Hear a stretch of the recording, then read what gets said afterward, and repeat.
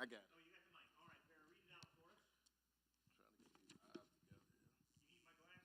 You need my glasses? That's all right. I can't hardly read it anymore without my glasses.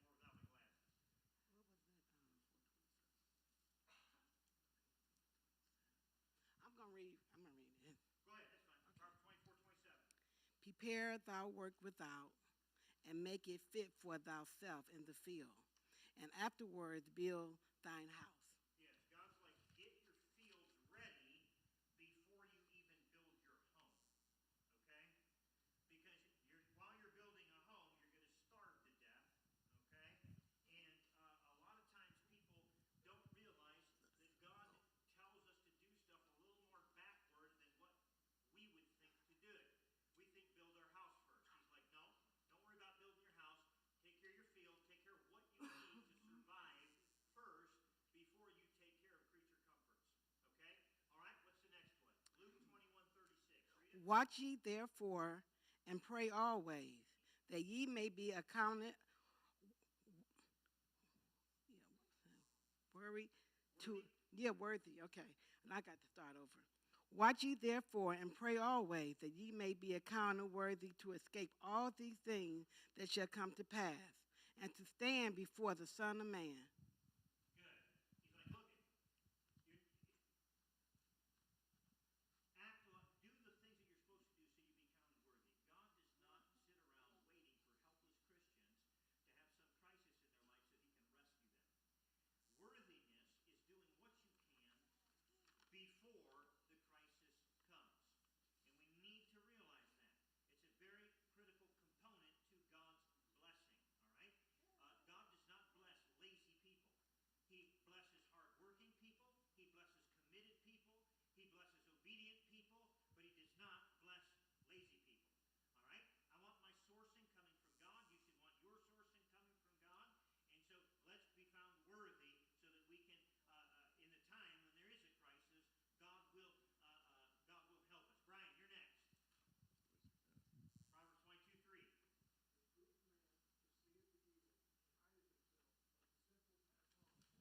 All right, I don't think your mic's on, but that's okay. Proverbs 22:3. Again, a prudent man, I got it memorized. A prudent man foreseeth the evil and hideth himself, but the simple pass on and are punished. And so he's basically saying here that anybody who is considered a prudent individual is somebody who looks ahead, watches for situations that will potentially hurt them, their family, their church, whatever. We routinely, we try to do this. I did it this week, called the insurance company, had a question for our insurance company about the situation that we potentially had going in our church. Does anyone know why I made that phone call? Pardon me? I want to know exactly what my insurance company says in case we need them. And guess what we're going to do? Generally, almost 100% of the time, we will do exactly what our insurance company tells us to do. Okay? And here's why. If we get in a situation where we're going to find some sort of trouble, we need to be covered so that we're foreseeing possible evil and, in a sense, hiding ourselves. And some Christians don't believe in insurance. They don't think it's godly. If that's you, that's fine. Don't buy any insurance, okay? We'll give you a love offering, hopefully, if we have anything left over. But the idea is, go ahead and if you can afford it, and listen, sometimes you've got to afford things that are hard to afford, but it's important. Proverbs 22:3. What kind of person? Well, I'm never going to. I want to preach too hard on that. Let's go. All right, who's next? 1 Timothy 5:8. Who's next person? Lisa. But if any provide not for his own, and specially for those of his own house, he hath denied the faith and is worse than an infidel. All right. John says if you don't take care of your own family, those in your own house, I would even extend that to family members, perhaps even spread abroad. You're worse than an infidel. An infidel is a person who's a rote unbeliever. They just don't care about God at all. He says you're worse than that. Because you know why? Even the infidels know to take care of their family. But yet Christians oftentimes won't do that. It's shameful, but we don't do it, or many people don't do it. Taking care of your family, listen, take care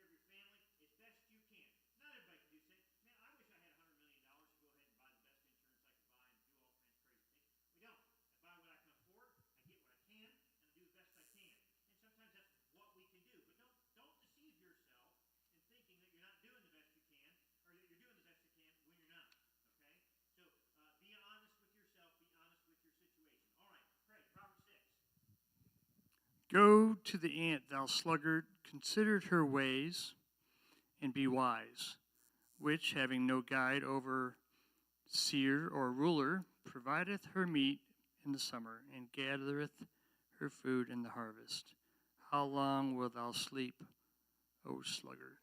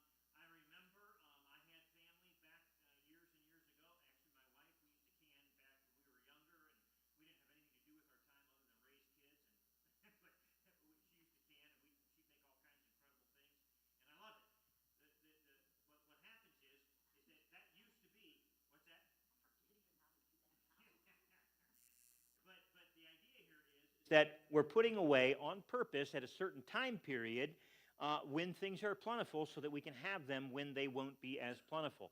Not only that, has anybody gone out to eat lately? Laura and I are splitting a meal at Panda Express because it's the only way. I mean, who can afford to go double? Because we're pretty much paying double on everything we're using right now as far as eating out especially.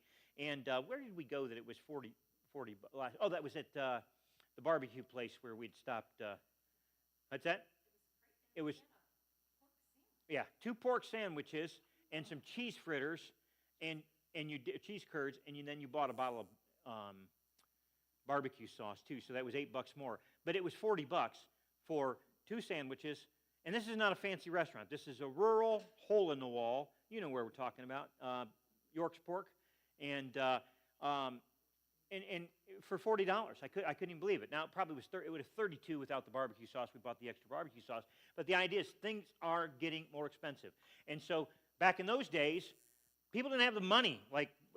There's a lot more money floating around. People are generally more wealthy, at least with creature comforts.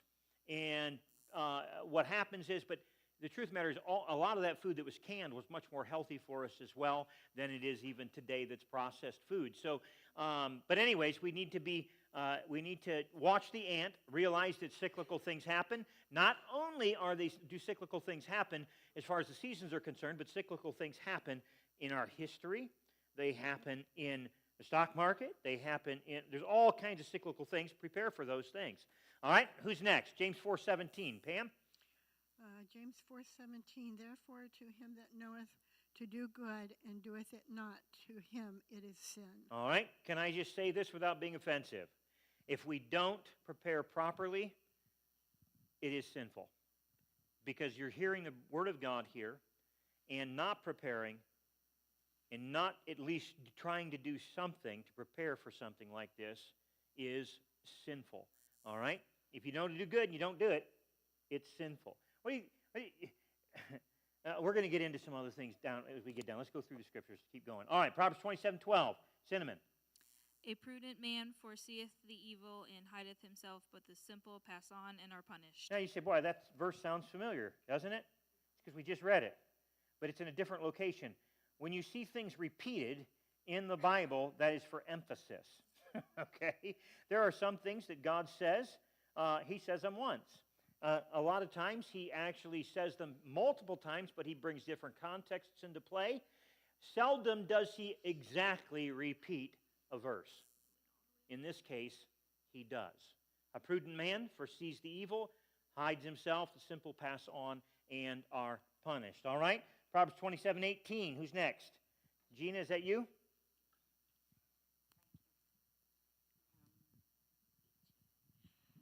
Whoso keepeth the fig tree shall eat the fruit thereof. So he that waiteth on his master shall be honored. All right, so God tells this truth. It's multiple places, especially in the book of Proverbs. But he says this, if you keep the fig tree, you'll eat the fruit thereof. All right, so you got to take care of the opportunities that you have so that you can benefit from them. Let me tell. I'll just quote you off the top of my head here. Another verse in Proverbs. It says, "Make sure that you know the state of your herds, the state of your flocks." You know what he's telling you? You got a business going. Make sure you're taking care of business. All right. We get sloppy. We get lazy. Guess what we get? Broke, poor, and out of business. All right.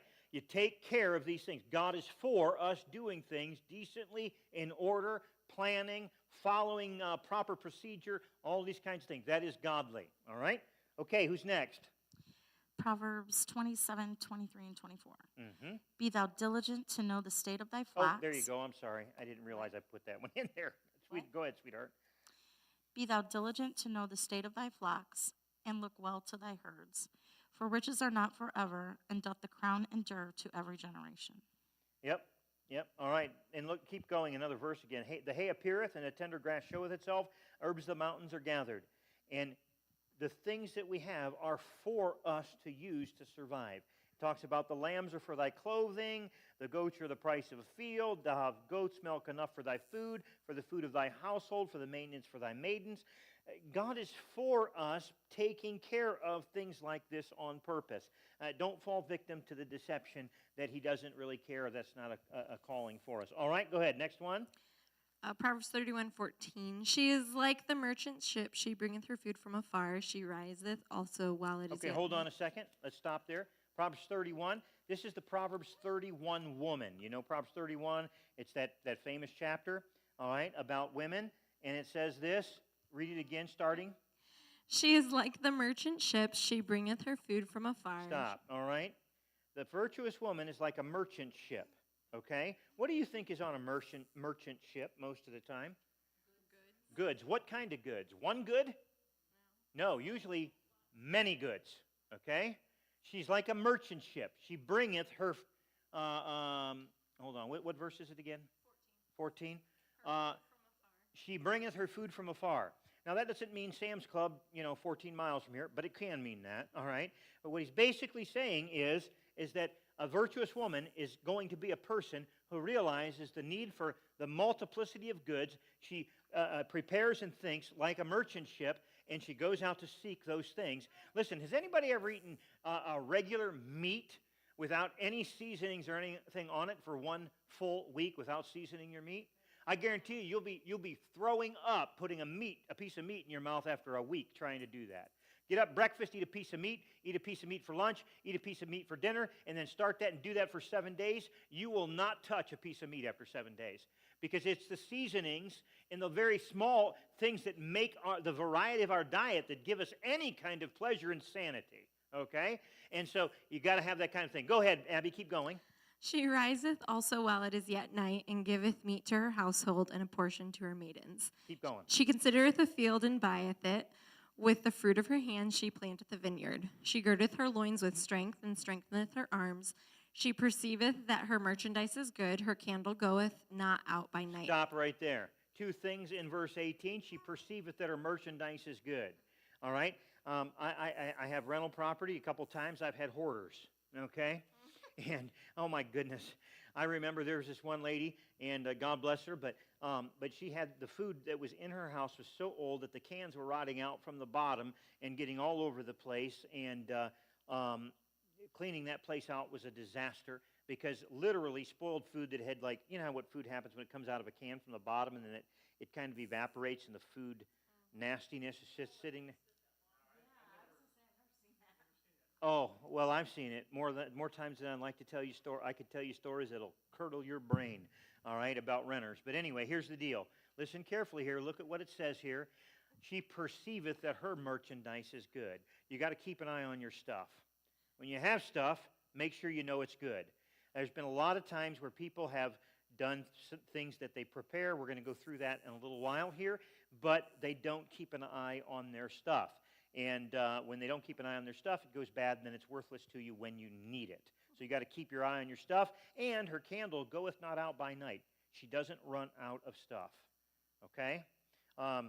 We have some groceries that we stock up a little bit on, and I'm the guy that takes care of the stock up groceries. My wife is a person that takes care of the the regular weekly groceries, pardon me, and she checks all the dates on everything, and then I eat the stuff that gets over date, and the family eats the stuff that's still in date. But the whole problem is, or the whole thing is this: it's important that you have a team effort going on in the supplies that you have and things like that.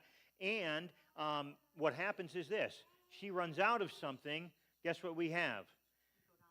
We go down to the grocery store down in the basement, and we get out there, and then I plan on purpose to replace those items that we've taken out of there so that we have a little bit extra on hand when we need it. Does it take a little bit of extra work? Yes, it does. It sure is convenient, though, when I can walk downstairs and get an extra can of green beans, and I don't have to drive 15 miles to go grab it for dinner, okay? So it saves me time. Now, that's because our Walmart is, I don't know, 10 or 15 miles away from where we live, but the idea is that just being, that's what you do like that will save you time and money, which is valuable stuff, because you're not spending more gas and things like that. All right? Did we get to the end of it, Addie? No. Go ahead. She layeth her hands to the spindle, and her hands hold the distaff. This is the verse on thrift store, okay? All right?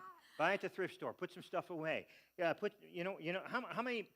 how many of you here, you have a rugged pair of boots that would last about, if you got stuck in a snowstorm, okay, and you have a rugged pair of boots that the snow was 3 feet long, you could walk from your car to a location in a pair of boots that you personally own right now. You have a pair of boots like that. You do? You do? Okay. A couple of you. How many of you do not have a pair of boots like that? Okay. You need to get a pair of boots like that. I don't care if you ever wear them. Have them with you, because here's what happens. You may find yourself in a situation, especially in Northeast Ohio.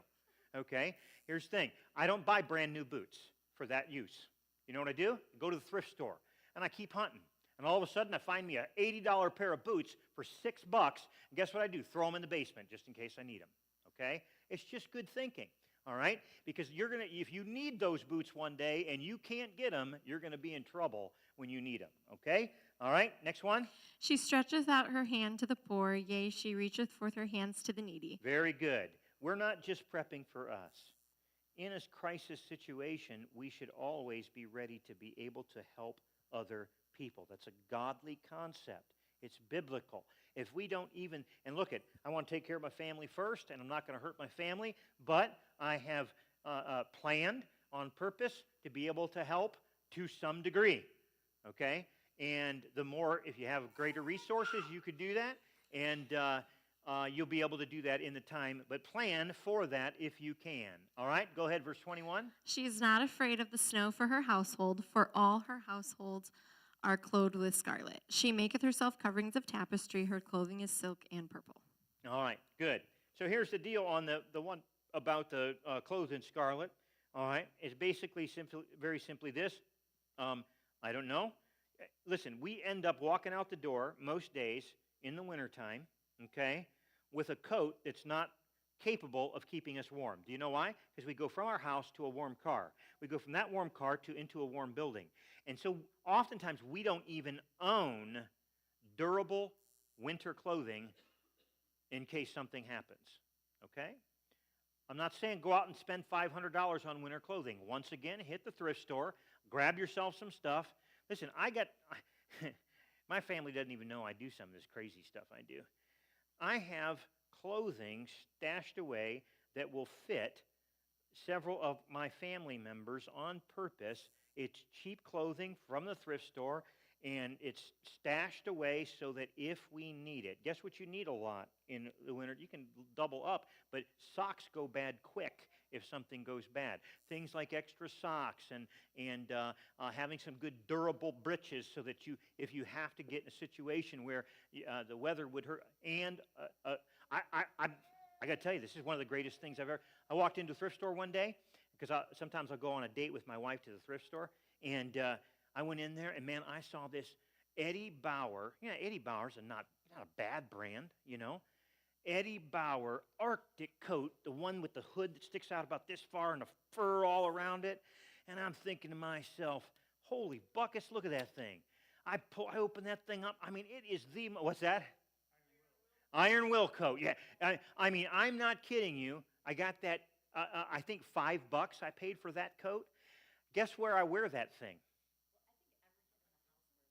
Yeah, I think my kids are stealing my coats and stuff now. But you know what? I go fishing a few days the week of Thanksgiving with Sean on his boat. The week of Thanksgiving on Lake Erie, my friends, is brutal. Okay? That coat is so thick and so warm, I'm just like, every time I think to myself that I only spent $5 to stay this warm, I'm just like smiling real big. But you need to have that stuff handy, because if you do need it, listen, it'll disappear in a minute when you need it and when everybody needs it. Okay?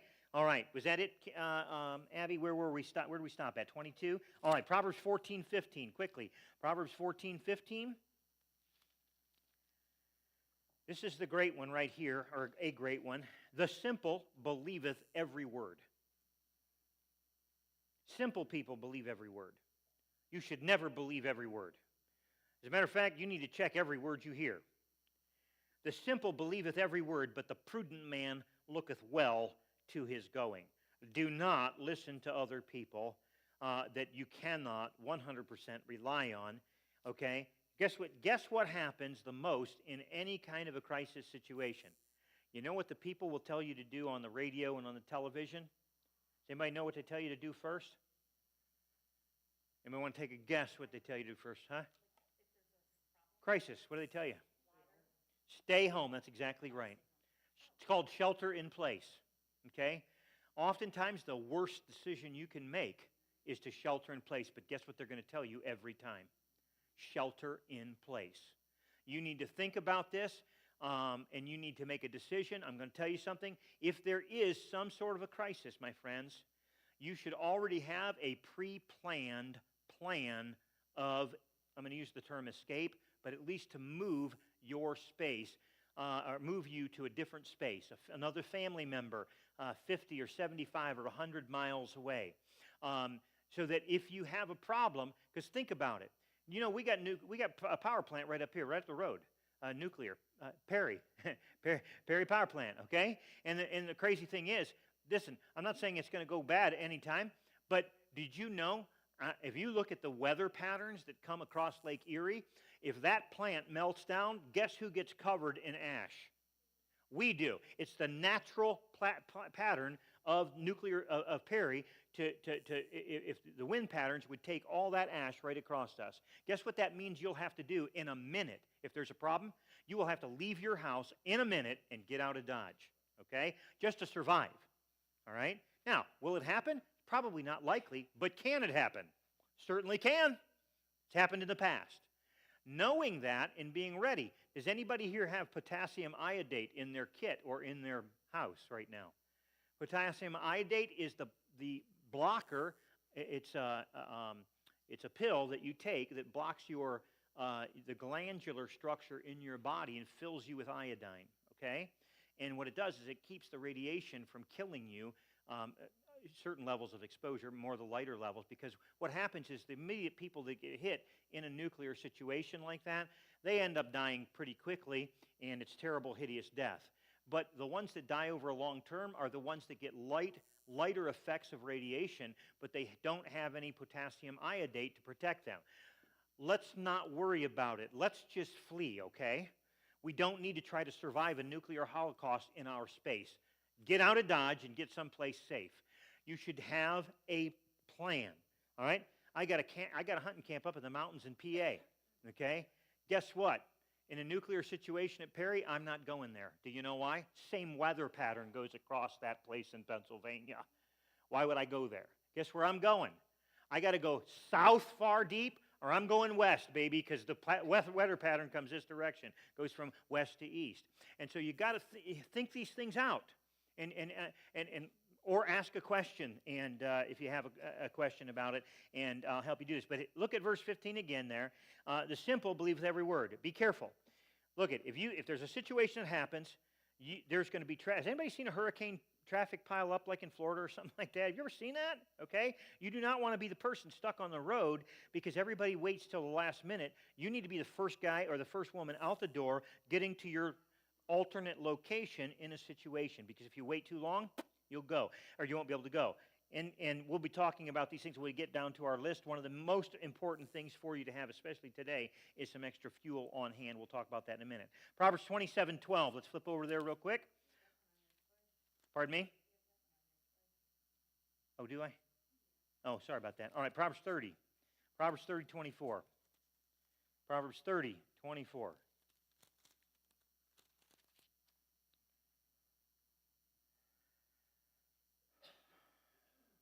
I'm sorry. Yeah, 24 through 28. There be four things which are little upon the earth, but they are exceeding wise. The ants are a people not strong, yet they prepare their meat in the summer. The conies are but a feeble folk, yet make they their houses in the rocks. Conies are like groundhogs, okay? But they make their houses in the rocks. The locusts have no king, yet go they forth all of them by bands. The spider taketh hold with her hands, and is in king's palaces. There are four primary lessons that are taught here. Number one, prepare ahead of time when things are doing well. All right, that's verse 25. The ants are a people not strong, yet they prepare their meat in the summer. Verse 26, the conies are but a feeble folk, yet they make their houses in the rocks. Make sure that you are prepared in your home. Most of our houses are built with cardboard. Literally, many of the houses, and I'm just going to tell you this, it's the truth. There are builders in our area that on a lot of the houses that are built in this area, literally you could take one of those retractable knives. I can cut a hole in the siding like this. I can pull that siding off. The next thing I see is a piece of Tyvek, which is a plastic piece of paper that goes over that. I cut that paper out. The next thing after that is a piece of foam about that big, okay, about that thick. I can cut through that foam, and guess what's next behind that? Well, they have insulation, some more insulation foam. There's no wood, and then drywall. Literally, you can cut a hole through most of the homes in this area. Our homes are not built like fortresses anymore. They're built for insulation purposes. They're built to it. Now, I'm not saying some of them aren't engineered well, because they are engineered to handle the storms and the things like that. But if you had somebody that wanted to get into your house and was intent on doing it, they can do it very, very easily. You live in a brick home, high windows, different things like that. You've got a little more stout stuff there. But I'm not trying to scare you. Like, oh my goodness, I got to move out of my house. No, don't do that. But be ready. All right, next. Conies are but a feeble folk, that they make their houses in the rocks. Verse 27. Locusts have no king, yet go they forth all of them by bands. This is about unity. One of the most important things that we need to understand as God's people, and especially as God's people, that crisis should not ever divide us. It should cause us to work together more fruitfully. Okay? We don't need to become disunified. The locusts are extremely unified. All right? Number 28. The spider taketh hold with her hands and is in king's palaces. I don't care where you go on this, especially in North America here, but I don't care where you go in the world, a spider is going to find a way into your house, and he's going to, you know why? Because they're tenacious, and they just constantly think about one thing, and that is making a web and creating something that's profitable for them. Kings can't keep them out of their homes. I've worked in some of the most expensive houses in this area, and I'm telling you, guess what I find in every last one of those houses? Spiders, okay? It's just the tenacity of a spider is a good thing. So put it out there. Make sure you do it. All right, Proverbs 21:31.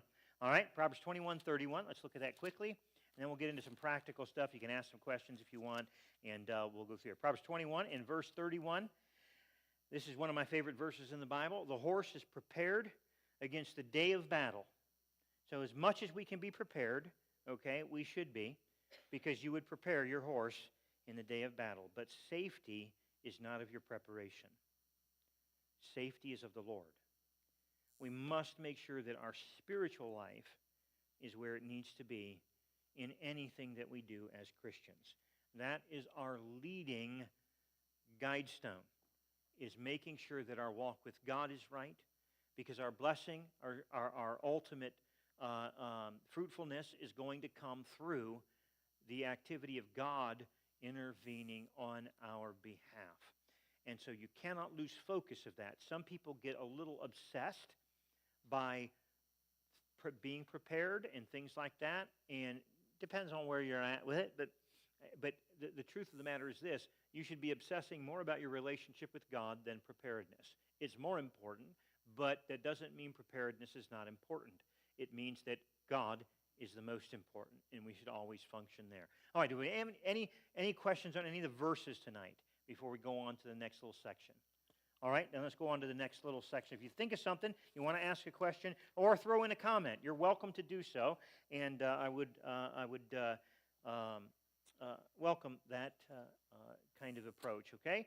I want to make sure we have time here. All right, the current situational preparedness. Now, the reason I brought this up is because of the attack in Iran, and I'm not saying I'm against the attack in Iran or anything like that. What I am saying is this, though, that there is potential. Did anybody do any research at all on the drone attack in Russia by Ukraine? Did anybody see any of that? Is anybody aware that it actually happened? Okay, you heard about it, okay? So, what happened was the Ukrainians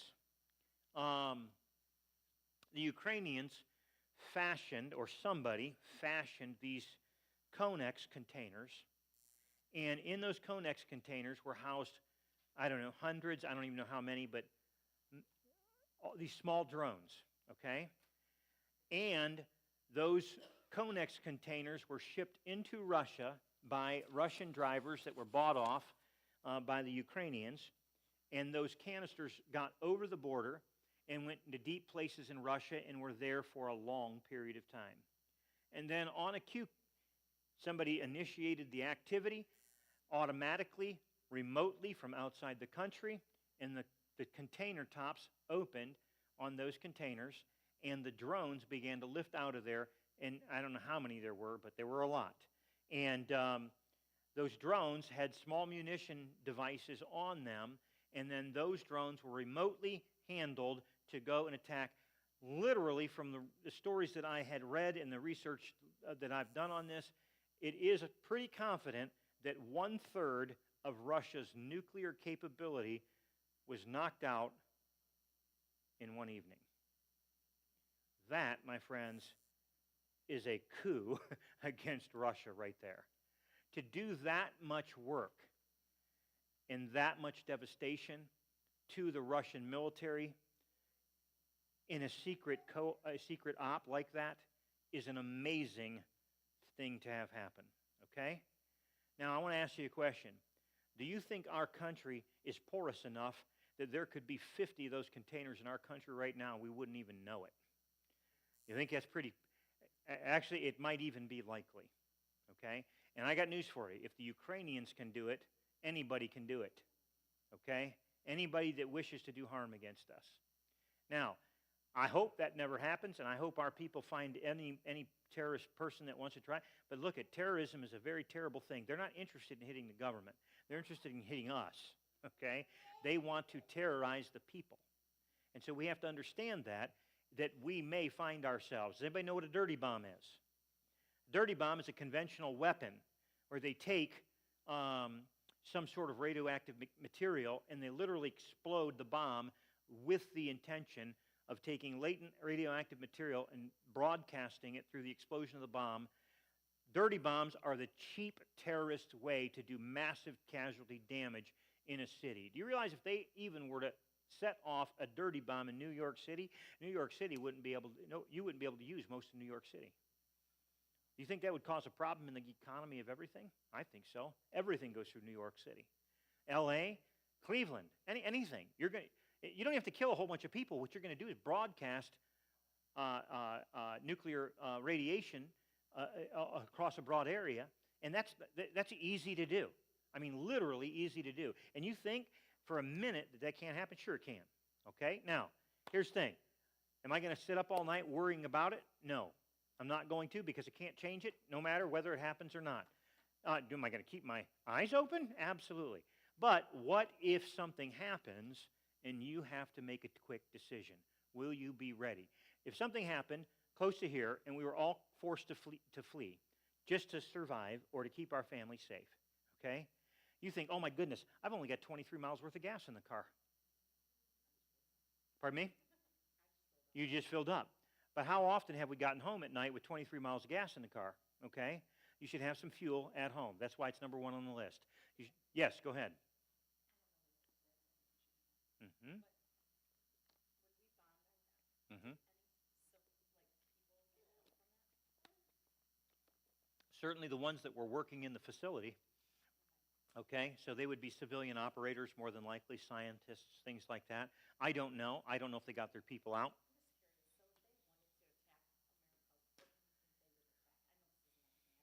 Where do you think they would attack? I would think the most easiest way that you would make damage is to go after a larger city. Okay, but that does not always happen. Okay, as a matter of fact, oftentimes terrorist activities will go on a small scale, and the idea is to create as much terror as they can. He's good. His bottle just rolled down the hallway, so he's going after it. So, all right. But listen, do not store your fuel, extra fuel, in your garage. Okay. Take it and store it if you have a small shed or something offside, because storing gasoline is very dangerous. Okay. And it can cause, you don't want to burn your house down on your head while you're sleeping at night trying to, have a little extra gas. So if you can, keep it out there. Or, listen, it's worth buying a small storage, like even one of those little plastic things, to put fuel in so that you don't, but if you have access to it. Next, regular unleaded gas will only last for a certain period of time, and then it goes bad. Okay? There's a product, write this down, Stay-Bil. If you don't know it, write it down. It's called Stay-Bil.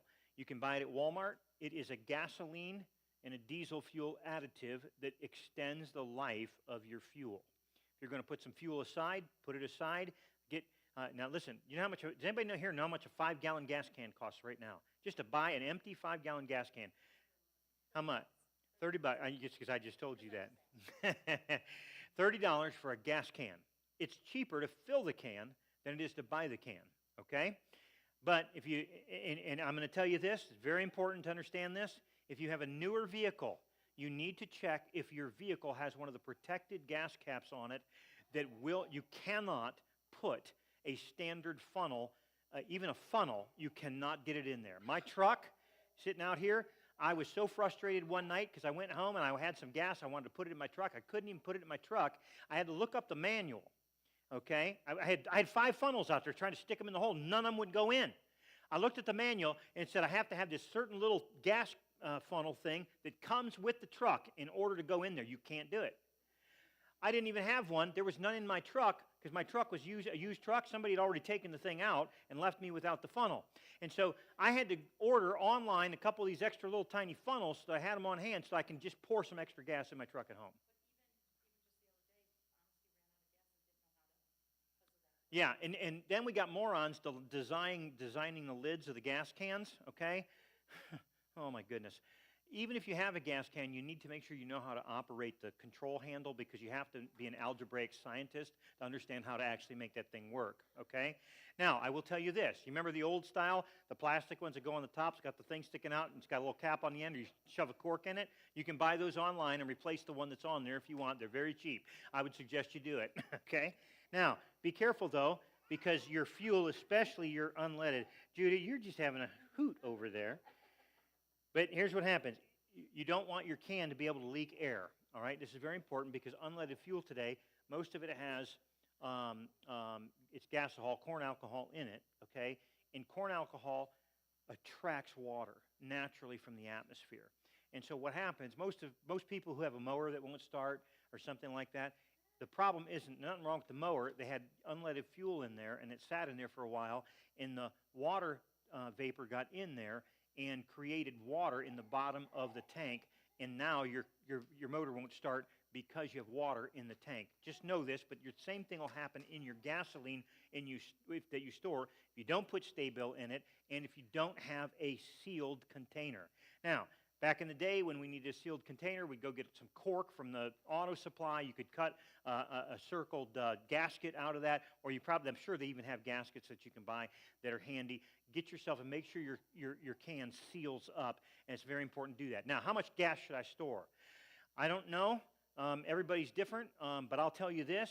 If you should store enough, and you should know how far you have to go, at least to get you to the point where if you need to leave for any reason, you have enough gas on hand. If your car was empty, you could put that gas in your car, and you could get to that, that family member's house or anything like that. You should never go below that level at home. Never go below that level at home, because if you do need to get out of Dodge, you're going to need to get out of Dodge, okay? And so plan ahead to do that. And so with fuel, do that. Fuel can also go through how you're going to heat your home. Some of you you're just tied into the grid, and if you don't have a way to heat your home, you might want to think about some other ways to heat your home. Like, for instance, you can get a propane tank. You get one of them buddy heaters. They have two big old things on like this. You light those up. Now, it's not going to keep you frozen in the middle of the winter, or keep you thawed in the middle of the winter, but at least, it won't keep you warm, but it will keep you from freezing, okay? And so if you have that, you can do different things. Oh, I heard that bonk.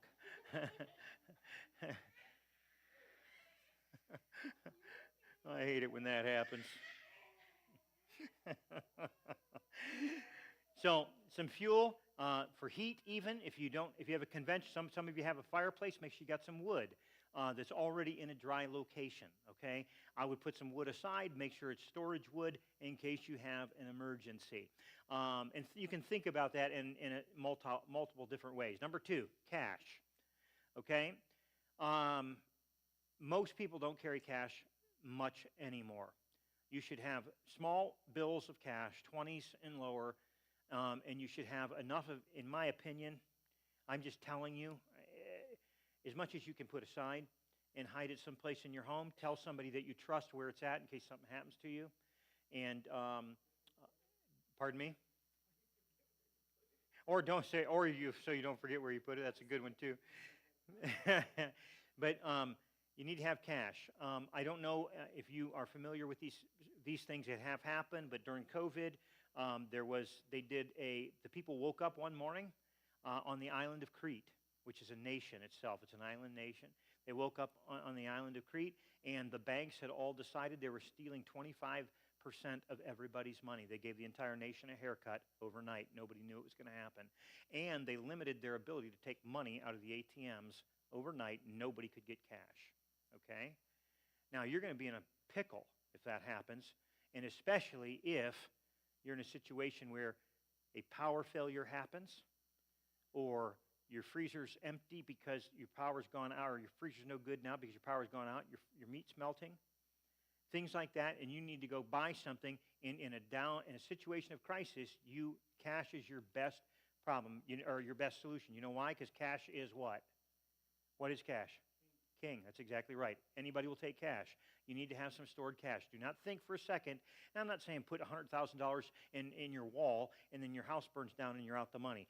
Don't be foolish like that, but you do need to have some cash. All the time, I'm psycho about this. Did you hear about the thing that happened in France just when they had the power outage? I don't know. It was a month ago. Literally, half the nation fell apart.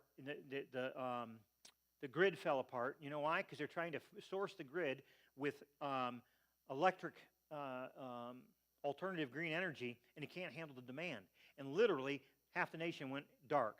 A fellow that I know, his daughter was literally in France when this happened. He had left 2 days before the grid went down, and he said to her, "Honey, do you got any cash?" She said, "Oh, Dad, what do I need cash for?" Okay. What can happen? He said, "Listen," and he handed her a handful of cash, and he said, "Hang on to that. If you don't need it, give it back to me when you get home." He left the country. The grid went down. She would have never been able to get out of the country if she didn't have that cash. Okay? I'm telling you, store some cash. All right, next, power. There are a couple of really nice new inventions. One of them is, they're called, even Harbor Freight is carrying these now. I just saw them, came out here in the last month or so. It is called a solar generator. Basically what it is, it's a battery pack, okay? You can charge it up just by plugging it in the wall. You can buy them with a solar panel. They're a little expensive, but you can buy them with a solar panel. You can recharge the battery. Listen, if for some reason you don't have electricity for a set period of time, you will be glad that you have a solar charger or a generator, okay? If you don't know how to run a generator, you might want to think about investing in a solar generator versus a regular gas-powered generator. There are very, very dangerous things that can happen with a gas-powered generator if you're not careful. One of them is you can kill yourself by carbon monoxide poisoning. You never allow a a regular generator to run in an enclosed space, okay? Because that carbon monoxide, you'll never know it's coming, and it'll kill you, and you'll wake up in heaven and wonder how you got there, okay? What's that? Well, but the truth, and that's what my wife always says. I think if things are going bad, I'm going to heaven, and I'm.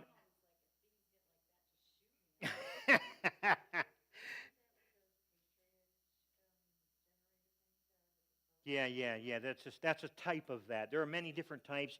I would suggest before you spend a lot of money on doing something with a solar generator that you do deep research on the types and what's best, and be very, very careful, because people are always trying to sell you stuff, and the simple believeth every word. Okay, don't be that person. Do some research and know. But you have no idea. None of us really have no idea what an extended power outage would do to us. Okay, just about 2 months ago or something like that, I bought a brand new freezer, took it down the basement, hooked it up. Laura and I went and bought $500 of fresh meat. We had another $500 of fresh meat in our stand-up vertical freezer. Started that one up, put the plugs in, loaded it up with brand new meat. Okay? Came back a week later. Guess what the new freezer wasn't doing? Everything melted in the new freezer, and it was no good. I lost all that meat. The freezer was I should have checked it. I just assumed when I turned it on, the motor went on, it was going to get cold. There was something defective with the freezer. They gave me a new freezer, but they don't cover your meat. The same week, my stand-up freezer, for whatever reason, decided it was going to go out. I lost that $500 worth of meat too. So we're in the process right now, but here's what happens. You can keep a freezer going for a while with an outside generator. You can keep a freezer going forever as long as you've got fuel to keep that generator running.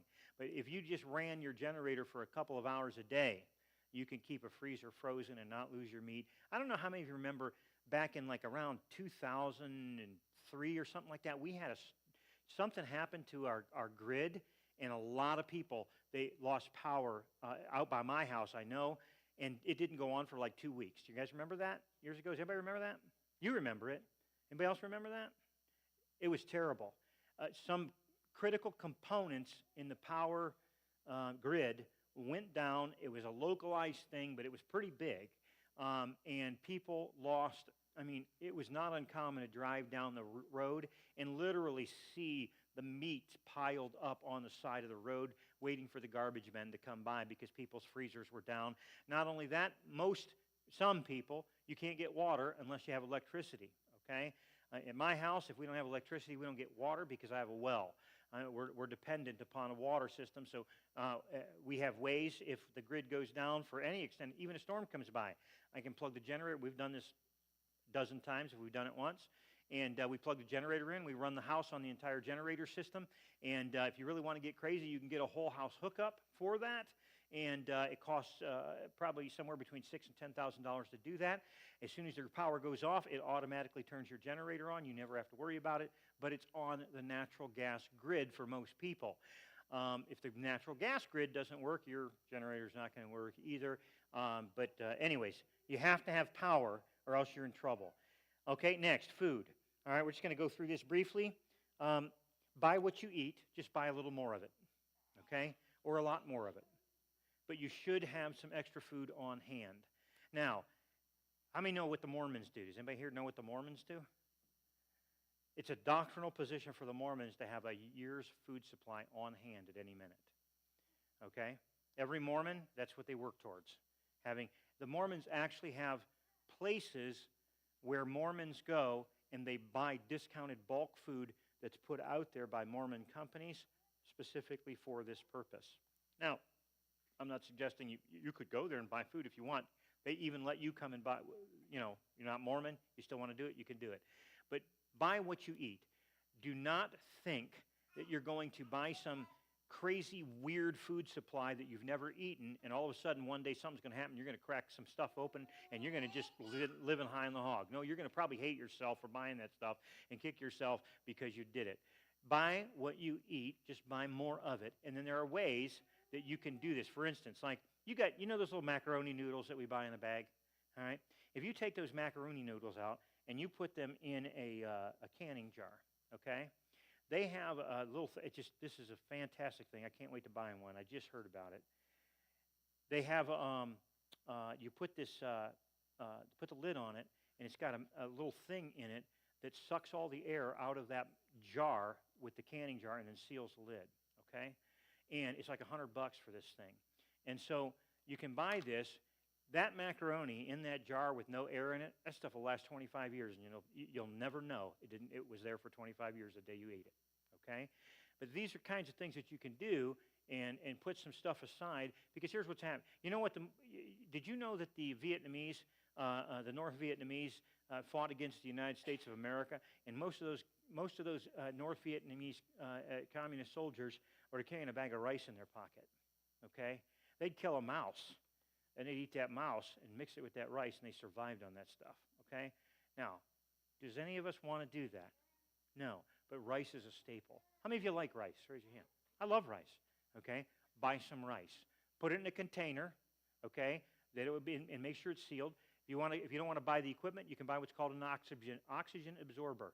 Fill that thing with rice, put the oxygen absorber in there, screw the lid down tight. It will absorb the oxygen in that thing and take the oxygen out of that, and that thing will last a whole lot longer.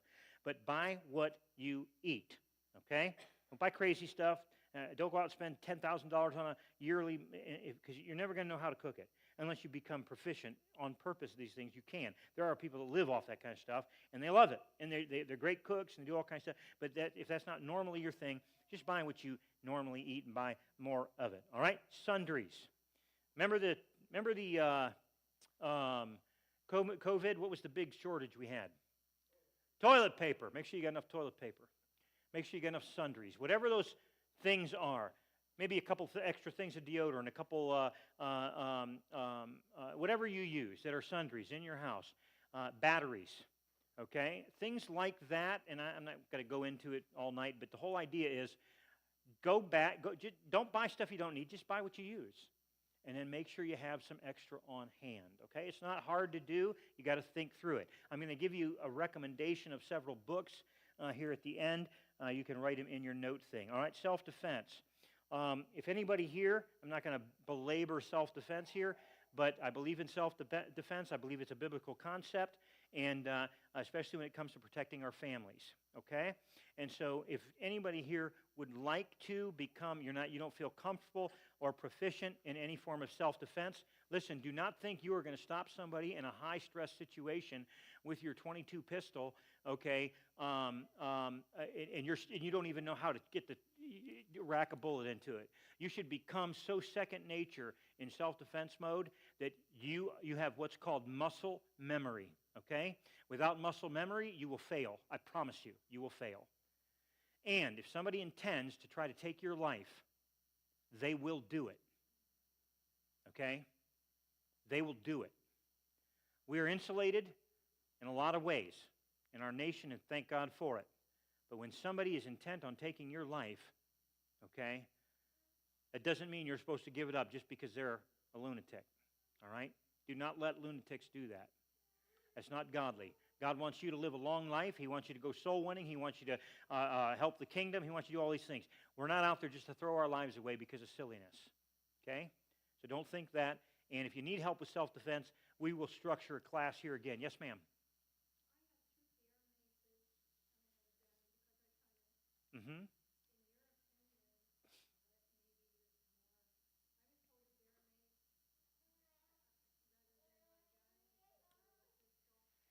If you, I would say that if you just have like a little pistol and you're not proficient with it, would you feel more comfortable using bear mace than use the bear mace? Okay? It's better to have something you feel comfortable with and that you're not afraid to deploy. Okay? Because if you're afraid to deploy it, you're probably not going to deploy it. Or you'll deploy it like this. The guy's standing over here. You better get out of it. You're going to shoot 5 shots this way to try to scare that guy out. And you know what he's going to do? He's going to kill you.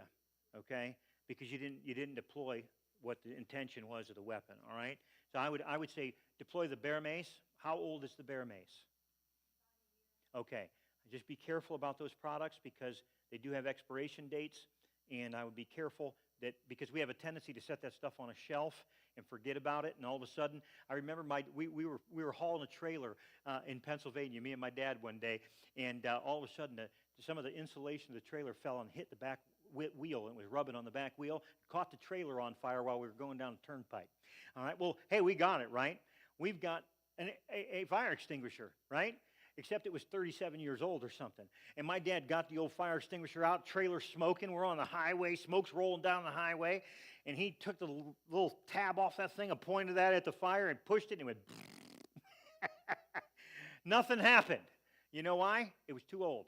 Be careful about those kinds of things, that you keep them up to date, all right? Because they're pressurized canisters, and if they're not kept up to date, they're more likely to fail on you.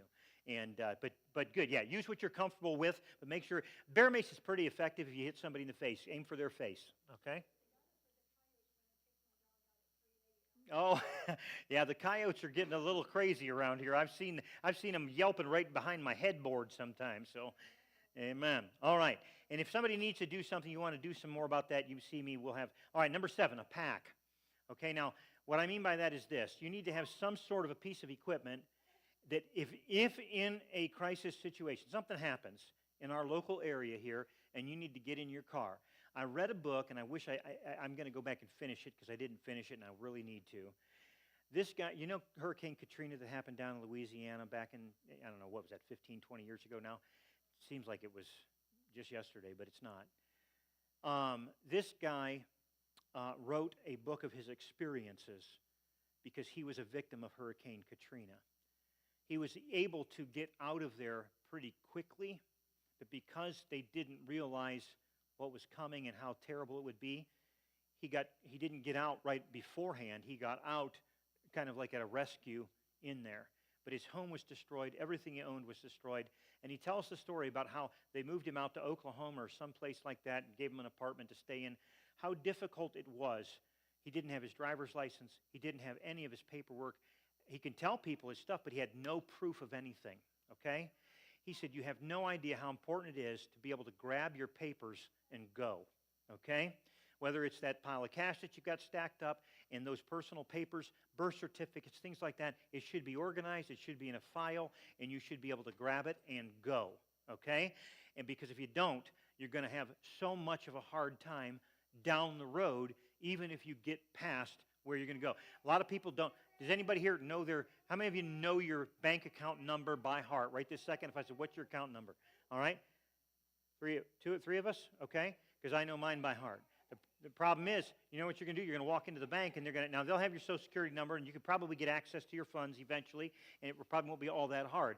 But the idea here is, if you have those documents with you, your Social Security card, your driver's license, your birth certificate, all these things are important, because you're going to guess what? They don't have those in Louisiana now where you were, because that building is gone that were housing all that data. And getting that, you understand, it was terrible getting these things put back together. Put some time into having a pack. Listen, I have multiple packs in my basement. They're not packed. They just sit there. I put them on top of the suitcase pile where all the random suitcases are. We got a random suitcase pile that we use for traveling, and on top of that suitcase pile is a pile of random packs. Guess where I got them? Does anybody want to guess?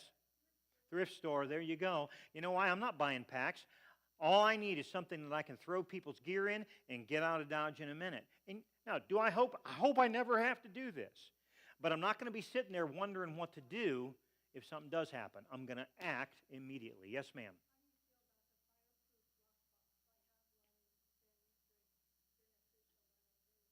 Yes, I would keep something like that. That's a good thing. I don't know that I would haul the lockbox with me. I would just take the stuff out of it and go with my pack because sometimes those are smaller. It's just extra weight you don't need to carry, and you'll be shockingly surprised how much a small amount of gear really weighs when you get it packed away, all right? And lastly, long-term problems, okay? We cannot guarantee that anything that will happen that could be crisis-oriented will only be a short-term situation, all right?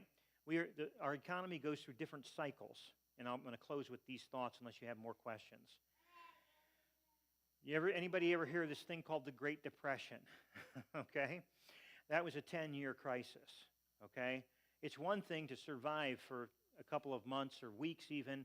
It's another thing to go through a crisis that lasts for an extended period of time. You should research and be at least thinking to some degree, if things were to go bad long term, how would I keep going? Okay?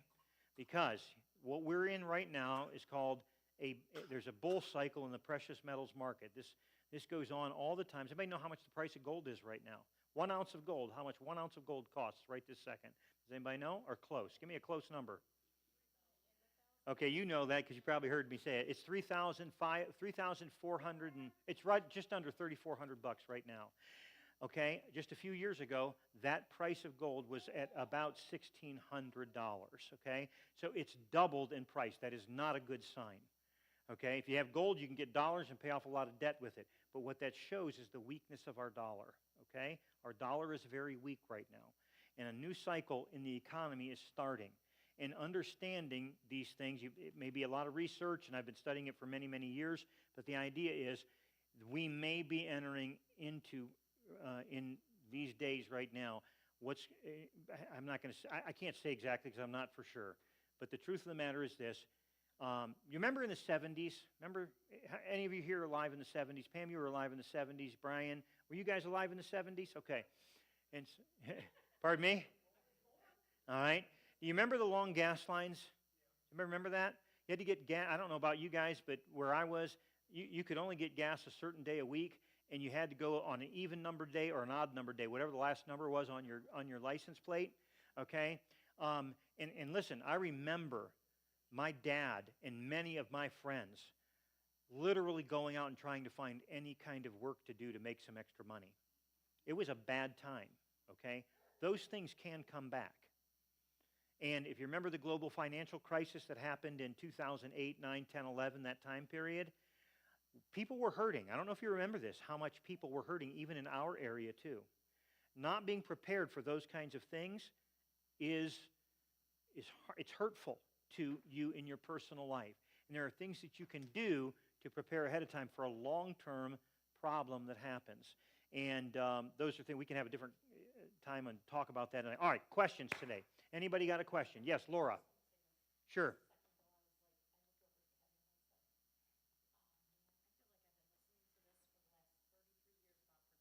Yep.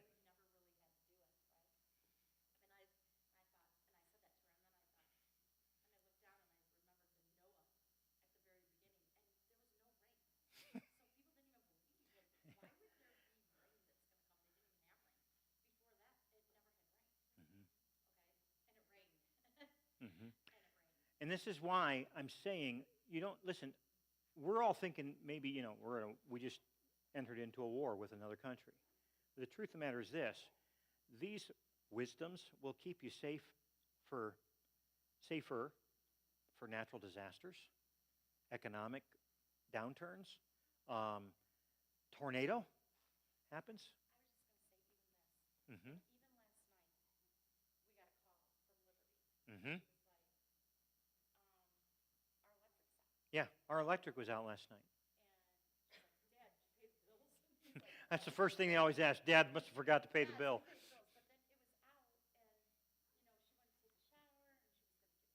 Yep. Yeah.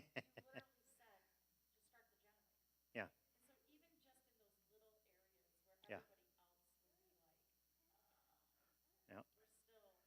Yep. And look, we don't lose any money. You know why? We buy what we eat. We use up the gas. We don't lose any money. We just buy some extra ahead of time. It's just good common sense. I mean, back in the day when remember the Waltons on TV? Remember the Waltons?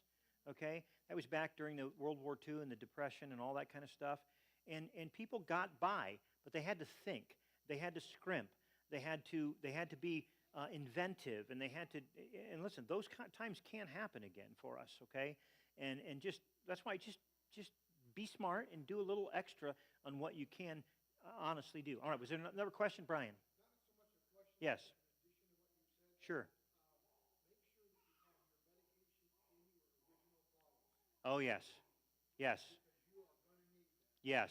And think about that. You have medication and you go and they ship you to Oklahoma, and you're going to go to the pharmacy, you need to, more than likely, at least you can show that bottle. You can get a refill on the run. There's a lot of things that you can do, the little things like that. I'm going to finish reading that book when I get a chance about this guy. It was so enlightening to hear this guy that actually went through this in a modern day terrible situation and all the lessons that he learned. And I just haven't finished the book, and I'll get back to it. Yes, Rita. I can't remember the name of that book, but I'm going to give you some other books, okay? So write these books down, okay? This is an author. His name is James Wesley Rawles, R-A-W-L-E-S. James Wesley Rawles, R-A-W-L-E-S. All right, he has a very reasonable book. I think it's $15 for the book. It'll be the best book that you'll ever buy on this subject, okay? It's called How to Survive the End of the World as We Know It, okay? So it fits everything, and he is extremely detailed. And so that's why I'm telling you to get this book. He will cover everything. 40% of it, it won't even apply to you. Most of us are not raising animals, and we need gut hooks, okay? But, you know, some people, that is what they do need to get. You know what I'm saying? So, but he covers everything, and you can take the stuff that will help you and spit out the bones, okay? The second one,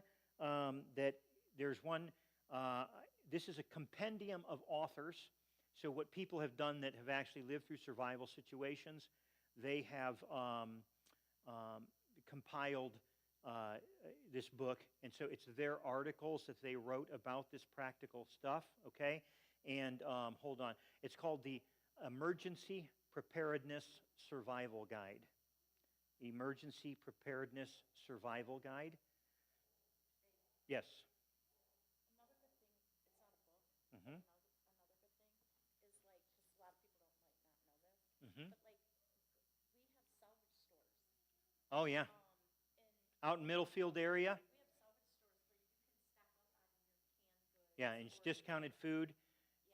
I bought 40 bottles of Taco Bell taco sauce. I love Taco Bell taco sauce, okay? It's got another year on the date. They have the bottles for 35 cents a bottle. I think they were 30. Are they? Well, okay, about that big.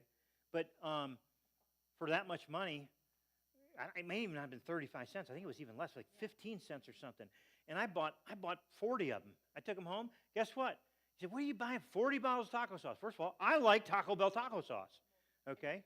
I used a whole bottle at one meal myself, okay?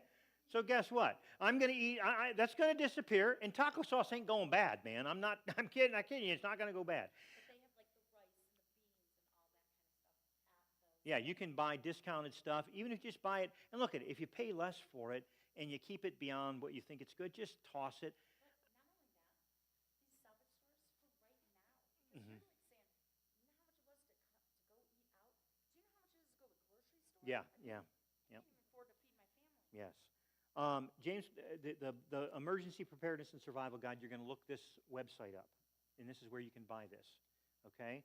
It's called Backwoods Homes Magazine. Backwoods Homes, if you just Google Backwoods Homes Magazine, you can purchase it off their website. They produce this book. It's a compendium, like I said, of different authors who have lived through all kinds of different experiences, and they put the book together. There's several volumes of it. If you just get the first one, it'll probably be adequate for you. It'll be the first one that they produced, and they'll have them designated there. Those two books right there probably be enough to keep just about anybody that I know going. I think that James Wesley Rawles's book is the quintessential production on this situation. He's extremely factual. He's not there to blow fluff at you. He just tells you how to do it, what to do. And listen, I read the book at least once a year. I read through it again. The whole reason I read it is because I'll forget about something. And he didn't forget about anything. It's right there, and it just refreshes my memory.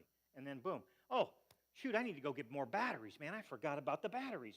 And I'll just run out to Walmart and get a pile of batteries and then bring them back to the house, throw them. Guess what? We're going to use them all. Going to use them all. So I'm not losing any money on it. All right, any other questions? All right, anybody want to have a canning class?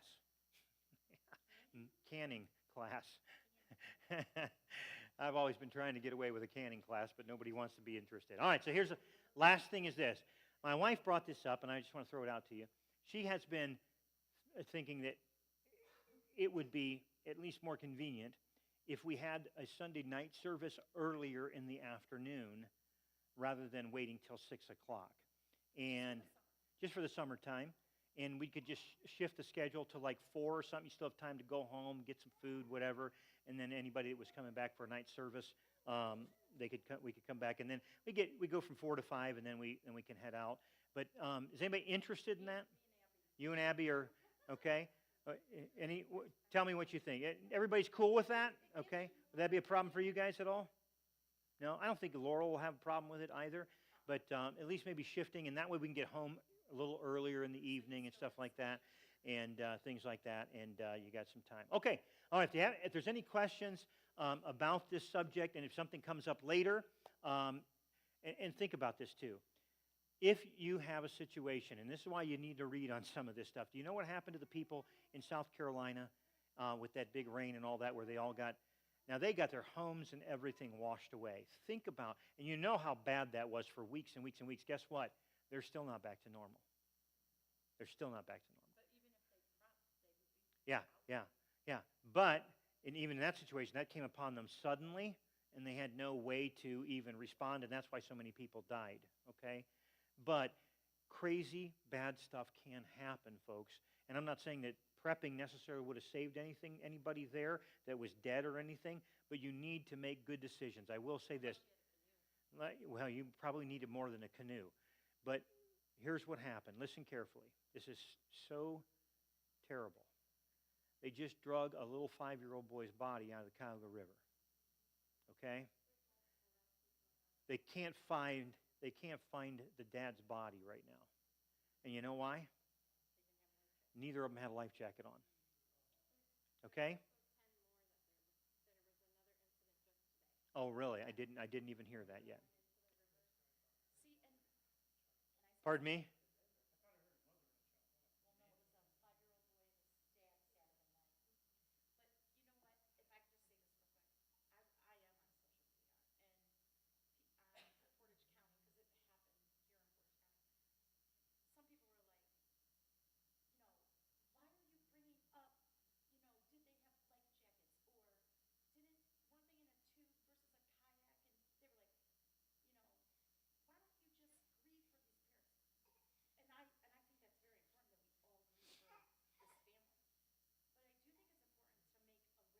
Yes. Yes. Yes. Even accomplished swimmers can have problems, and they do sometimes. They cramp up, they can't function. Somebody can have a stroke while they're swimming. I'm not saying that you can't swim without a life jacket, but I got news for you. If you're not an accomplished swimmer, you won't swim 20 feet until you're exhausted, okay? You just be careful. You cannot afford to be on a boat or anything like that without having the proper equipment. I know. I didn't want to tell the whole story, but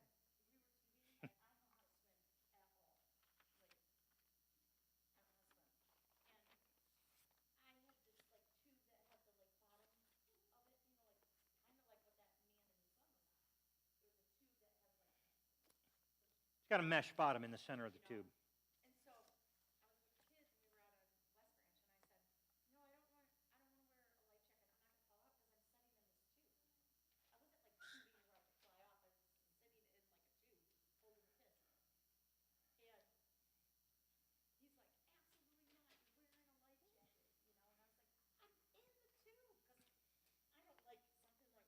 I wouldn't let her get in the boat, get in the tube without a life jacket.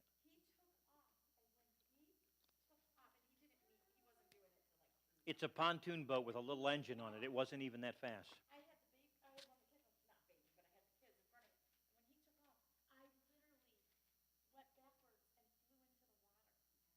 Yeah, and you know how long it takes to turn a pontoon boat around? They'd have drowned before we got back. I understood, so did you. Yeah, that's what I'm saying. Had you not had a life jacket on, you would have drowned. Because there's no way to turn a pontoon boat around that quickly. Yes?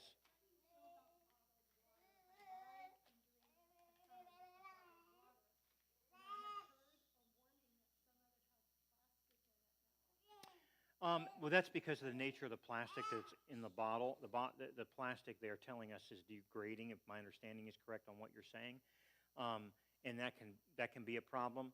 I drink all kinds of bottled water too, and I don't know the veracity of that, if it's a problem for you. Here's what I have. We don't use it right now, but I have what's called a big Berkey.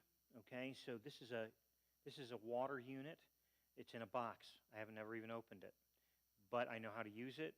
And so it's a water purifier. You pour the water in the top, and it goes through a purifying system, and it comes out the bottom. These things are about $300.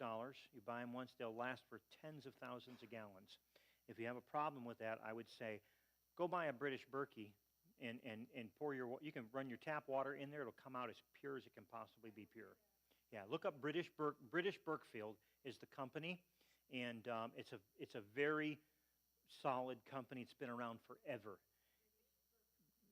British Berkfield, B-E-R. It's a B-E-R-K. I believe so. This is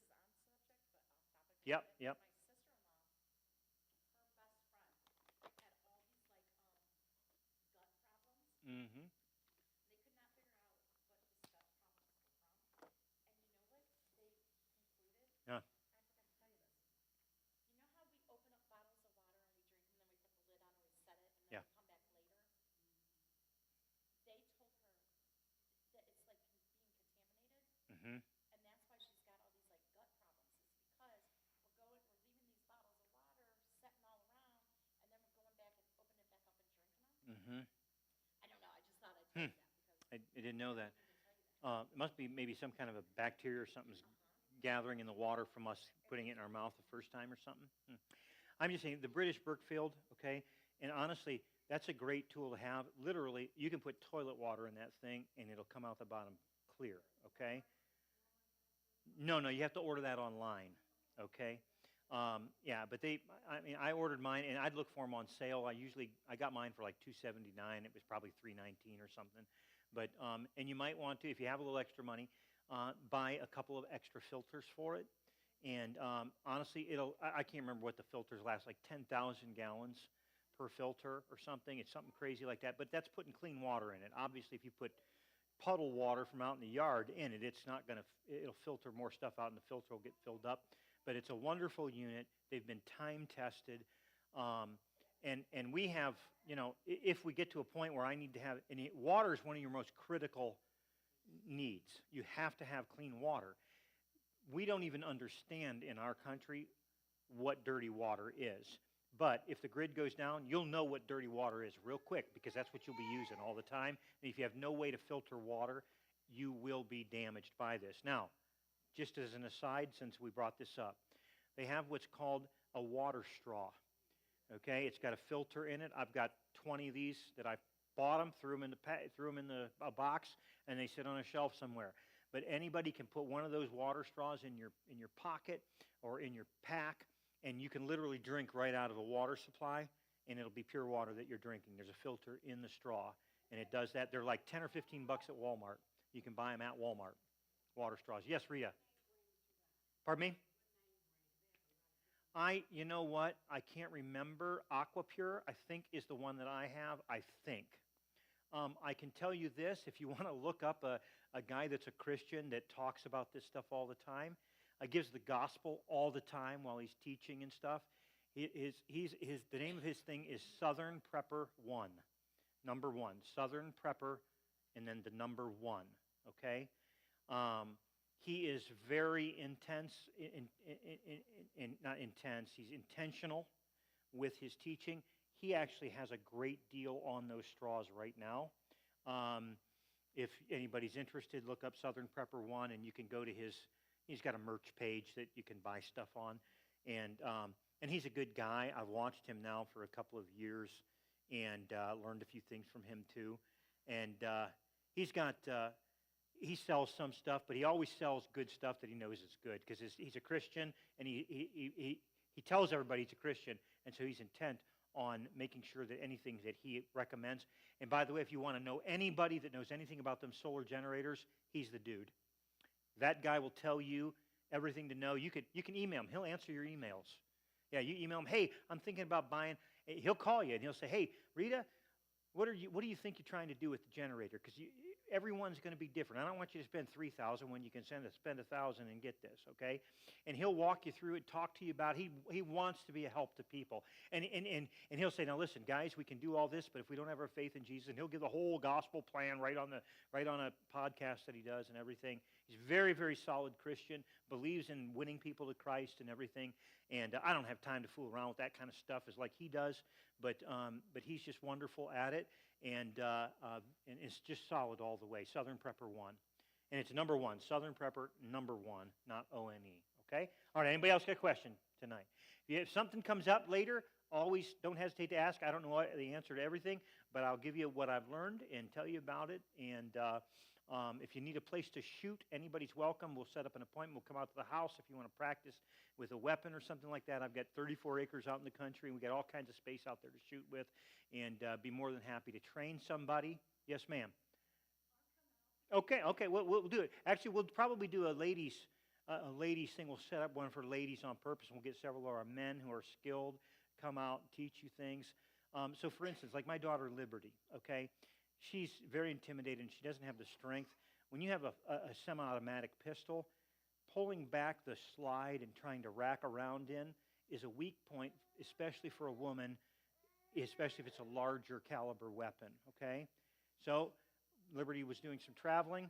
I got her a standard revolver, you know, and I showed her. She went out and practiced with it, all that kind of stuff, because it's fail-safe. Point and shoot. Nothing can go wrong. The downside is you only got 6 rounds. In her case, this was a 5-round pistol. But you want to practice. We want you to practice. We want you to be safe. And if something does happen, God forbid we have to defend ourselves like that. But if you have to, you have to. And not being prepared to do it is not a good thing, because in an intense situation like that, 1,000 things will go wrong in your mind. And unless you have some practice, you're going to probably fail. Yes, ma'am.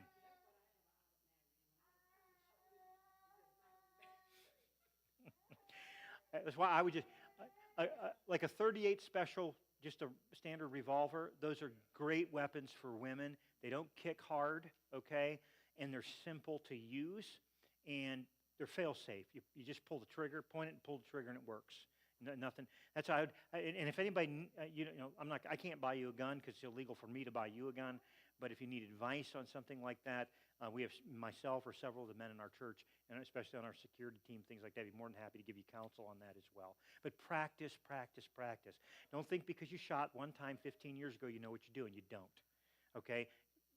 At the very least, every woman should go out at least once a year and shoot a box of shells by themselves, and until they get to the point, and maybe even take a week and go 7 days in a row and just go shoot a box of shells.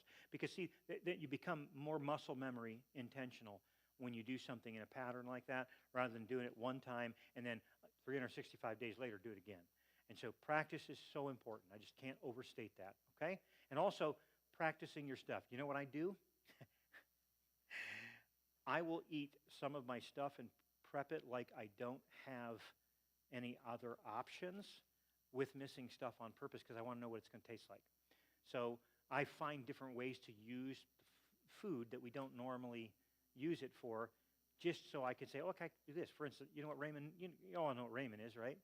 Well, at Walmart, I found this can.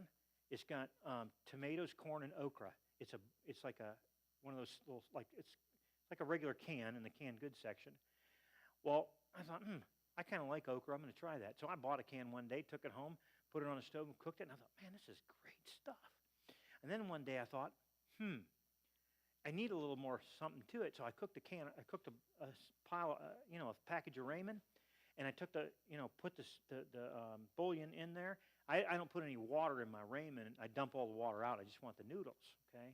I put the package in there, and then I dumped the can of okra, corn, and tomatoes in that, and I stirred it up, and I thought, I'm going to dice this up a little bit more. I went in there, I had a can of that the garlic and the little minced garlic things. I took a tablespoon of that, throw it in there, stirred it all up. I'm telling you, man, I'm thinking about it right now. I want to go home and make one, okay? And you can do all kinds of things. You can throw a little chicken in there from a canned chicken. little things like that, but practice ahead of time. And look, I don't do it on the family because they won't eat half the stuff that I'll cook. But I'll cook it for me and I'll eat it. You know why? Because I'm doing some practice, okay? And I'm so glad I'm getting my taste and smell back because it's such a blessing because I can't smell food. I couldn't when my diabetes was really messing with me, and now I can do it better. And because I'm afraid that I'm going to eat something that might not be good someday and make myself sick, and I haven't done it yet, but now I can smell. And praise the Lord, because that's just terrible. All right, anything else? God bless. Father, thank you again. Help us to have wisdom in everything we do. Thank you for, Lord, just, Father, the ability that you give us to strive to be prudent people and preparing ourselves ahead of time, the fact that that is your will for us to work on these kinds of things and be ready so that we're not a victim. We want to be a helper, not a victim, Father. So please help us in it now in Jesus' name. Amen. God bless Christ. Have a good